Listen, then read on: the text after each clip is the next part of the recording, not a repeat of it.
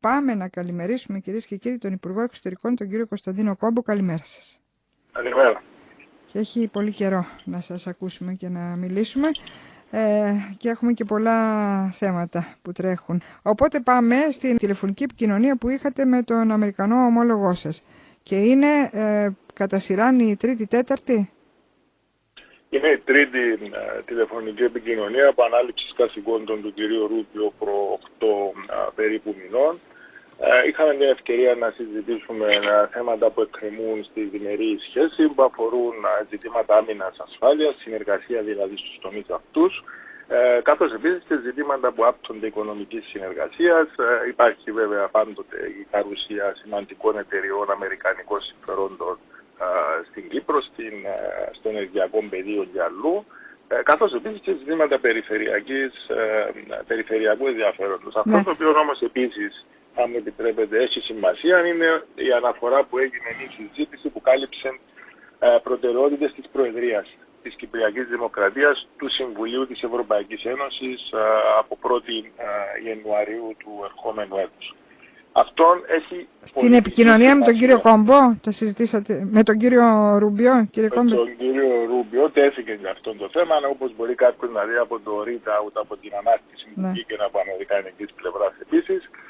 Έχει σημασία διότι είναι συνειδητή προσπάθεια της Ευρωπαϊκής Ένωσης για ενίσχυση ακριβώς τις σχέσεις με τις Ηνωμένες Πολιτείες. Το γεγονός ότι μπαίνουμε σε αυτή τη συζήτηση είναι εν ώψη της δικής μας Προεδρίας και με τις δυσκολίες που αναντίλεκτα έχουν εντοπιστεί και υπάρχουν ως προς την πορεία της σχέσης όλων το προηγούμενο διάστημα, θεωρούμε ότι... Απλώς εμάς μας ακούγονται πολύ θεωρητικά αυτά που λέτε, ούτε καν μπορούμε να υποθέσουμε τι συγκεκριμένο και γιατί ενδιαφέρονται για την Προεδρία και τι ζητήματα. Διότι υπάρχει θεσμική ευθύνη της χώρας που έχει την Προεδρία, στο βαθμό που λειτουργεί ως εκπροσωπώντας ταυτόχρονα την Ευρωπαϊκή Ένωση, ως κομμάτι που έχει να κάνει με την πολιτική ρύθμιση θεμάτων που θα τύχουν διαχείριση σε αυτή την εξαμηνία. Και μην ξεχνούμε ότι υπάρχουν διεθνείς ή περιφερειακές ωστότερα κρίσεις με διεθνές αντίκτυπο. Μπορεί κάποιος να δει την κατάσταση στην περιοχή μας, στην Ουκρανία και αλλού. Άρα η ύπαρξη διαλόγου, δυνατότητα διαλόγου, συζήτηση επί όλων αυτών των θεμάτων είναι κάτι το οποίο θεωρώ είναι απόλυτα φυσιολογικό. Ναι, αλλά παραμένει η θεωρητική εξήγηση που μας δίνεται, δεν πειράζει, εντάξει, φαντάζομαι... Μισό λεπτό κύριε Αβρέτου, για ποιο λόγο είναι θεωρητική? Ναι, κάτι συγκεκριμένο. Διαχειρίζεται συγκεκριμένα θέματα στην ατζέντα της η Κυπριακή Προεδρία. Φαντάζομαι ότι δεν είναι το πλαίσιο το θεσμικό, το γενικό που συζητάτε, αλλά κάποια από τα ζητήματα... Το έχω περιγράψει, θέλετε να το βαθύνω, να το βαθύνω. Είναι απλούστατα ζητήματα που αφορούν τις προτεραιότητες μας, που περιλαμβάνουν μεταξύ άλλων οι προτεραιότητες μας θέματα που έχουν να κάνουν με την περιοχή μας επίσης ως βασικός πυλώνας της κατεύθυνσης της Κυπριακής Δημοκρατίας. Στην περιοχή μας ξέρουμε όλοι ότι υπάρχουν σοβαρότατες κρίσεις. Δεν αναμένεται ότι οι κρίσεις αυτές θα εξαφανιστούν ως διαμαγείας. Είναι περιοχή για την οποία η αμερικανική πλευρά έχει ιδιαίτερο έντονο ενδιαφέρον. Συνεπώς αυτό θα μπορούσε και είναι ένας παράγοντας ο οποίος αφορά τη συζήτηση, η οποία έλαβε χώρα σε αυτόν το πλαίσιο το οποίο περιγράφουμε. Ναι. Σε μια τέτοια συνομιλία, ας πούμε, μπορούν να τεθούν ή συζητήσατε και την τελευταία επίθεση του Ισραήλ σε χώρα φιλική συμμαχική για τις Ηνωμένες Πολιτείες και πώς αυτό διαμορφώνει δεδομένα στην περιοχή και ποια είναι η θέση δική μας? Η θέση δική μας διατυπώθηκε δημόσια ευθύς αμέσως. Είχα επικοινωνία με τον ομόλογο μου, τον Πρωθυπουργό και Υπουργό Εξωτερικών, αλλά και τον Υφυπουργό του Κατάρ. Η θέση είναι αυτή η οποία αφορά το απαραίτητο του σεβασμού των συνόρων και της κυριαρχίας των χωρών. Θεωρείται και είναι απαράδεκτη αυτή η επίθεση όπως έγινε. Είναι κάτι το οποίο φυσικά τέθηκε στα πλαίσια της διμερούς συζήτησης με την αμερικανική πλευρά. Οι ανησυχίες των οποίων διατυπώθηκαν επίσημα και στο ανώτατο επίπεδο και σημασία έχει πλέον, τεράστια σημασία, πως προχωρούμε παρακάτω σε ό,τι αφορά την όλη προσπάθεια να προκύψει κάποια μορφή ισορροπίας και εξισορρόπησης και ηρεμίας στη μια περιοχή η οποία ταλανίζεται από τη μία κρίση μετά την άλλη. Μάλιστα. Εντάξει, υπάρχουν συγκεκριμένα ζητήματα που περιμένουμε εξέλιξη. Είναι η θεώρηση εισόδου, η βίζα, Ναι. πόσο έχει προχωρήσει αυτό το θέμα, και είναι και τα ζητήματα τα αμυντικά των εξοπλισμών. Πολύ σωστά. Το θέμα του Visa Waiver είναι κάτι το οποίο φυσικά συζητήσαμε. Είμαστε στο στάδιο όπου έχουν ολοκληρωθεί και έχει διαπιστωθεί η επιτυχής ολοκλήρωση όρων τεχνικών πτυχών. Αυτό πλέον μεταβαίνει ως ζήτημα προς εξέταση μέσω διαφόρων αρχών των Ηνωμένων Πολιτειών, που θα καταλήξουν και έχουν καταλήξει στο Υπουργείο Εξωτερικών, στον κύριο Ρούμπιο, μεταξύ άλλων, για να πάει ως πρόταση εισήγηση προς τον Πρόεδρο των Ηνωμένων Πολιτειών. Προσπαθούμε ακριβώς να εξηγήσουμε τα ωφελήματα που θα προκύψουν. Υπάρχει μια ευρύτερη πολιτική κατάσταση στις Ηνωμένες Πολιτείες σε ό,τι αφορά ζητήματα που έχουν να κάνουν με... Τις έχει πάρει στα χέρια του τις θεωρήσεις, τις βίζες, ο κύριος Τραμπ. Αντιλαμβάνεται κάποιος ότι σε ένα προεδρικό σύστημα με ζητήματα που άπτονται βασικής πολιτικής κατεύθυνσης του κράτους καταλήγουν ενδεχομένως στην κορυφή της πυραμίδας. Εμείς προωθούμε τη δική μας προσπάθεια. Αν υπάρχουν σοβαρότατα πλεονεκτήματα που αφορούν τη δική μας ακριβώς προσπάθεια, όλα τα τεχνικά έχουν επιληθεί. Υπάρχει έναν ευρύτερο πολιτικό κλίμα μέσα στο οποίο κινούμαστε. Συζητήθηκε αυτό. Υπάρχει αισιοδοξία. Αναμένουμε όμως να δούμε την τελική κατάληξη, διότι δεν είναι ζητήματα τα οποία αφορούν αποκλειστικά και μόνο τη χώρα μας. Ναι, επειδή είναι αρνητικό το κλίμα και οι τοποθετήσεις του κυρίου Τραμπ για τις θεωρήσεις, για τις βίζες, γι' αυτό λέω ότι κανονικά, εφόσον έχουν επιληθεί όλα τα άλλα ζητήματα, υπό άλλες συνθήκες θα είχε κατάληξη το ζήτημα. Είναι ακριβώς όπως το περιγράφεται, αλλά εμείς συνεχίζουμε αυτή ακριβώς την προσπάθεια. Να υπάρχει ακόμη χρόνος μέχρι το τέλος του οικονομικού έτους για τις Ηνωμένες Πολιτείες. Μέσα σε αυτό το χρονοδιάγραμμα κινούμαστε. Η χθεσινή επαφή είχε και αυτή την παράμετρο υπόψη και πολλές άλλες προσπάθειες που κάνουμε στο πολιτικό επίπεδο.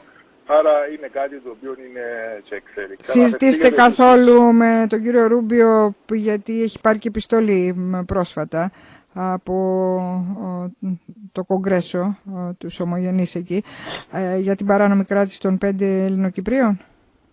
Για την παράνομη κράτηση, επιστολή ελήφθη επίσης και από μένα. Ναι. Είναι θέμα το οποίο συζητάται σε πάρα πολλά επίπεδα και στις Ηνωμένες Πολιτείες και σε πάρα πολλές ευρωπαϊκές χώρες.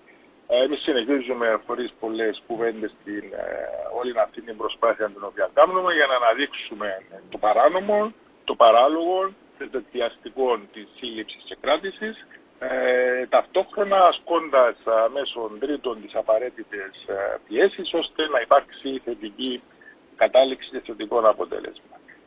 Επιτρέψτε μου όμως να κάνω μια ακόμη αναφορά, διότι το είχατε θέσει ως ερώτημα σε ό,τι αφορά αμυντικής φύσεως ζητήματα, τα οποία εξετάστηκαν στα πλαίσια της διμερούς σχέσεως. Όπως ξέρετε, μετά τα προεδρικά διατάγματα στις αρχές του χρόνου, έχουμε πρόσβαση σε πλεονάζο στρατιωτικών υλικών ή δυνατότητα πρόσβασης. Απευθυνθήκαμε επίσημα με έτοιμα προ λίγων εβδομάδων, έγιναν οι απαραίτητες ανταλλαγές δηματικών διακοινώσεων, υπογράφησαν οι απαραίτητες διαδικαστικές διαρρυθμίσεις και είμαστε στο στάδιο όπου θα έχουμε μετάβαση στρατιωτικού κλιμακίου από πλευράς μας για εξέταση του υλικού το οποίο ζητήσαμε και αναμένεται να διενεργηθεί αυτό το κομμάτι της διαδικασίας, ώστε να δούμε το τελικό αποτέλεσμα, δηλαδή την δυνατότητα ακριβώς πρόσβασης αγοράς με μειωμένο κόστος αυτού του εξοπλισμού, τον οποίο επιφυλακάμε κατόπιν συνεννόησης πάντοτε με το Υπουργείο Άμυνας. Ναι, βεβαίως, και τρέχει και το ΣΕΙΦ και το κονδύλι, το 1 δις και πλέον. Για το οποίο υπάρχει επίσης ομάδα εργασίας που έχει συσταθεί μεταξύ Υπουργείων. Έγινε και εκεί μια σχετική καταγραφή αναγκών. Έγινε σε συνάρτηση με την αμερικανική δυνατότητα που μόλις περιέγραψα, ακριβώς διότι οι πόροι που έχουμε στη διάθεση μας είναι συγκεκριμένοι. Υπάρχει ιδιαίτερη σημασία σε ό,τι αφορά τα αμυντικά ζητήματα και προχωρά το ΣΕΙΦ. Θα πάρουμε από το ΣΕΙΦ και θα αγοράσουμε από τους Αμερικανούς. Αυτή είναι η πρόθεση, να εκμεταλλευτούμε όλες τις δυνατότητες δεδομένης της κατάστασης την οποία έχουμε να αντιμετωπίσουμε, που είναι μια κατάσταση με απέραντη να έχουμε τον κατοχικό στρατό, που με δικές τους δηλώσεις ακριβώς αναδεικνύουν την αναβάθμιση της παρουσίας τους από άποψης υποδομών και όχι μόνο. Και μην ξεχνούμε ακόμη κάτι, κυρία Βρετή, διότι κάποιες φορές κάποιος ακούγοντας το κλίμα που έχει διαμορφωθεί πολιτικά στην Κύπρο, θεωρεί ότι δεν έχουμε να αντιμετωπίσουμε σοβαρούς κινδύνους. Σύμφωνα με πληροφορίες που υπάρχουν και είναι δημόσια διαθέσιμες μέσα ενημέρωσης από ρεπορτάζ, η τουρκική πλευρά αυτή τη στιγμή είναι πρώτη παγκοσμίως σε εξαγωγές drones και 10ος εξαγωγέας οπλικών συστημάτων στον κόσμο. Έχει μια αμυντική βιομηχανία η οποία εξάγει 7,1 δις από 1,9 που ήταν πριν 10 χρόνια. Αυτή είναι η πραγματικότητα που έχουμε να αντιμετωπίσουμε απέναντι μας και όχι απλά ο επόμενος κύκλος εκλογών. Ναι. Πάντως αυτό συμβαίνει, αρμέγουν οι Αμερικανοί από τα ευρωπαϊκά κονδύλια. Έτσι και εντάξει, είναι μεγάλη βιομηχανία. Αυτό το συμπέρασμα δεν μπορώ να το παρακολουθήσω αν μου επιτρέπετε. Τα ευρωπαϊκά κονδύλια είναι εκεί τα οποία αφορούν κατασκευές σε ό,τι αφορά ευρωπαϊκές. Δάνεια είναι, δεν θα μας τα χαρίσουν για να ξέρουμε κιόλας. Αν μιλούμε για το ΣΕΙΦ, αφορά ευρωπαϊκή αμυντική βιομηχανία. Αυτό είναι η βασική αρχή και πυλώνας αυτού του προγράμματος. Ναι. Μάλιστα. Πάμε να μας εξηγήσετε τι είναι η Ευρωπαϊκή Βάση Πυρόσβεσης και πόσο προχωρημένη είναι αυτή η ιδέα, αν έχει και πρακτικά τύχη επεξεργασίας, για να ανακοινώσει η κυρία Φόντερ Λάιεν χθες, πρέπει να έχει συμβεί αυτό, έτσι. Και είδαμε και τις κυβερνητικές ανακοινώσεις ότι εδώ και πάρα πολύ καιρό ξεκίνησε αυτή η προσπάθεια από το 2023. Είναι μια προσπάθεια η οποία, όπως σωστά αναφέρεται, δρομολογήθηκε ξεκινώντας από επαφές του Προέδρου της Δημοκρατίας με τον Βασιλιά της Ιορδανίας. Ακολούθησε επιστολή κοινή δική μου με τον ομόλογο μου, τον Ιορδανόν ομόλογο μου, τον Ιούλιο του 2023. Έγινε συζήτηση μεταξύ των δύο ηγετών και της Προέδρου της Επιτροπής κατά τη διάρκεια του ΜΕΤ9 στην Πάφο. Ακολούθησαν επιστολές, επίσημα αιτήματα πάλι σχετικά με το ζήτημα άμεσα ή έμεσα τον Μάρτιο και τον Μάιο του τρέχοντος έτους. Και τέλος, 4 Αυγούστου είχαμε αποστολή των papers στο γραφείο προσωπικά της ίδιας της Προέδρου, εξηγώντας περαιτέρω και σε λεπτομέρεια πώς μπορεί αυτό να λειτουργήσει. Ο βασικός πυλώνας της πρότασης αφορούσε την περιφερειακή φύση του εγχειρήματος, δηλαδή να υπάρχει δυνατότητα μόνιμης στάθμευσης στην Κύπρο για σκοπούς φυσικά αντιμετώπισης πυρκαγιών στη χώρα μας, αλλά ταυτόχρονα και ως σημείο κόμβος που να έχει να κάνει και με χώρες της περιοχής. Σε αυτόν πρέπει να ενταχθεί η συμφωνία η οποία υπογράφει το καλοκαίρι του 2023 με την Ιορδανική πλευρά για στάθμευση εδώ δικών τους μέσων. Άρα είναι μια προσπάθεια η οποία στηρίζεται σε μια εκ των προτεραιοτήτων της Προεδρίας μας που αφορά την ανάδειξη του ρόλου της Κυπριακής Δημοκρατίας ως κράτος μέλος της Ένωσης και ταυτόχρονα ως κομμάτι της ευρύτερης εδώ περιοχής. Είναι κομμάτι το οποίο αφορά ακριβώς τη δυνατότητα προβολής αυτής της προσέγγισης μας, αφού μπορεί κάποιος να πει ότι αυτόν ακριβώς συμβαίνει και μπορεί να τα πετυχαίνει. Ναι. Άρα, η χθεσινή απόφαση... Άρα πρακτικά τι θα σημαίνει? Πρακτικά... Όλα αυτά, κυρία Βρετού. Πρακτικά θα έχουμε πυροσβεστικά πτυτικά μέσα και ευρωπαϊκά και της περιοχής εδώ, ιορδανικά ας πούμε, που θα σταθμεύουν στην Κύπρο και θα έχουμε και προσωπικό. Κάποιες φορές, αν μου επιτρέψετε, πρέπει να μην μπαίνουμε στη λογική της εύκολης και άμεσης λύσης. Όλα αυτά που περιέγραψα δρομολόγησαν τη δυνατότητα να έχουμε αυτήν ακριβώς τη συζήτηση, τι μορφή θα πάρει. Σημαντικότερο είναι ότι χθες η Ευρωπαϊκή Επιτροπή, στη σημαντικότερη προγραμματική της δήλωση, σαφέστατα ανέφερε ποια είναι η πρόθεση. Τώρα, αυτόν τη μορφή θα πάρει είναι ένα εύλογο ερώτημα. Εμείς έχουμε περιγράψει την προσπάθεια που κάναμε μέσω των διαφόρων κινήσεων που έγιναν, τι μορφή θεωρούμε ότι πρέπει αυτό να πάρει. Αλλά το να μπει κάποιος στην περιγραφή της μορφής προτού να είχε εξασφαλίσει τη σύμφωνη πολιτική γνώμη, αντιλαμβάνεται κάποιος ότι θα προετρέχαμε.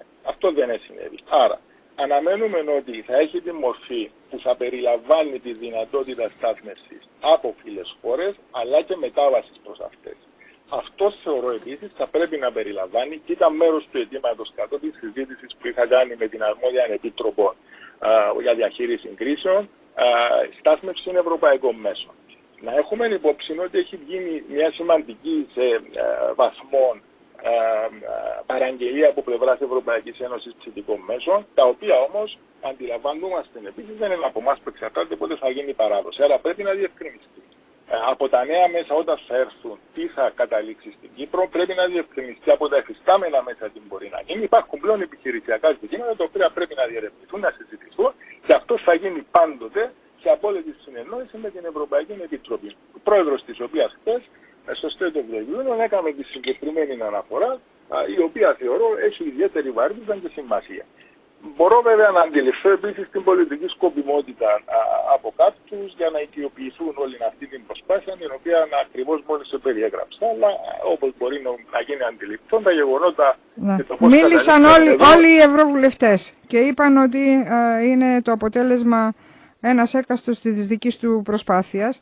Έβλεπα εδώ τις ανακοινώσεις που έγιναν χθες. Βοήθησαν, δεν βοήθησαν? Η συνδρομή ενός εκάστου είναι πάντοτε χρήσιμη, μπορεί όμως κάποιος να κάνει τη σύγκριση του τι σας περιέγραψε ότι έχει γίνει όλο αυτό το διάστημα. Θεωρώ ότι η σύγκριση είναι συντριπτική. Και το ΑΚΕΛ επίσης είπε ότι εδώ και πολύ καιρό είχε γύρει το θέμα. Ναι. Η σύγκριση είναι συντριπτική. Η μετάβαση από το εγείρωτο θέμα στην υλοποίηση, στην απόφαση και στην ανακοίνωση είναι τεράστια. Ναι. Το αποτέλεσμα είναι αποτέλεσμα συντονισμένης προσπάθειας, δουλειάς, η οποία έγινε συστηματικά από τον Πρόεδρο, από τον Υπουργό Εξωτερικών, από την Υφυπουργό για ευρωπαϊκά θέματα, όλων αυτών το διάστημα. Αυτά είναι όχι μόνο μέσω γραπτών αιτημάτων, αλλά μέσω δεκάδων επαφών, οι οποίες ήταν συνεχείς. Ναι. Μόνο που δεν ξέρουμε τι ακριβώς έχει ζητηθεί, γιατί μπορεί να είναι κάτι που να μην έχει και μεγάλη σχέση με αυτό που προτάθηκε από τη Λευκοσία. Έτσι, να μην ικανοποιεί. Πρέπει να το δούμε και να το δούμε και να υλοποιείται στην πράξη. Να το δούμε, αλλά μπορώ επίσης να εντοπίσω την διάθεση πολιτικού μηδενισμού που επικρατεί στη χώρα μας να γίνει δώρα εξαγώγημων προϊόντων στις Βρυξέλλες από αυτή τη συζήτηση. Ας περιμένουμε και ας εμπιστευτούμε την Πρόεδρο της Επιτροπής και τα αρμόδια όργανα της Επιτροπής που έκαναν την ανακοίνωση. Ναι. Πολύ ωραία. Με τον ομόλογό σας, τον κύριο Γεραπετρίτη, τον Υπουργό Εξωτερικών της Ελλάδας, μιλάτε κάποτε? Μιλώ πολύ περισσότερο από όσον προσπαθείτε να επενεξείτε, κύριε Αβρέτου. Είναι καθημερινά, είμαστε σχεδόν σε επαφή καθημερινά, δεν είναι καθημερινά, κάθε 2 ή 3 μέρες και είναι στα πλαίσια του τι πρέπει να υπάρχει ως επαφή μεταξύ των δύο πλευρών, διαχρονικά και αυτό γίνεται. Έχετε κάποια πληροφόρηση ως προς το αντίθετο? Όχι, διερωτώ με. Εσείς του δώσατε την πληροφόρηση και λέει ότι υπάρχουν ιδιωτικά συμφέροντα στην Κύπρο που εμποδίζουν το έργο της ηλεκτρικής διασύνδεσης? Εγώ δεν είμαι κομιστής πληροφοριών του Κοψομπολιών, κύριε Αβρετού. Αντιλαμβάνεστε ότι αστειεύομαι. Άλλο είναι το ερώτημα. Και η διαπίστωση ότι υπάρχει ένα κλίμα το οποίο δεν ξέρω αν σας αρέσει, ποιον τιμά και ποιον ευχαριστεί αυτό το κλίμα στις σχέσεις των δύο χωρών με αφορμή το ζήτημα του καλωδίου. Σαν να έχουν κοπεί οι γέφυρες επικοινωνίας και οι γραμμές επικοινωνίας.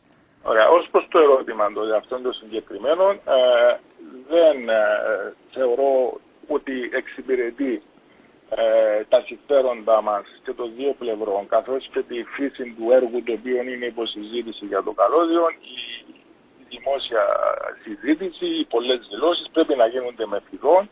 Υπάρχει επικοινωνία, φυσικά και υπάρχει επικοινωνία, την οποία και εντείνουμε, και είναι προσωπική άποψη και είναι και άποψη ευρύτερα θεωρώ της κυβέρνησης και όχι μόνο της δικής μας, ότι η μόνη λύση ως προς αυτόν το ζήτημα το οποίο έχει ανακύψει είναι η εντατικοποίηση και του τεχνικού διαλόγου και του πολιτικού διαλόγου. Να μην ξεχνούμε όμως κάτι. Το έργο τούτον έχει ιστορία. Το έργο τούτον έχει παρόν, θέλουμε να έχει και μέλλον. Η ιστορία του έργου είναι από διερεύνηση από την Ευρωπαϊκή Εισαγγελία.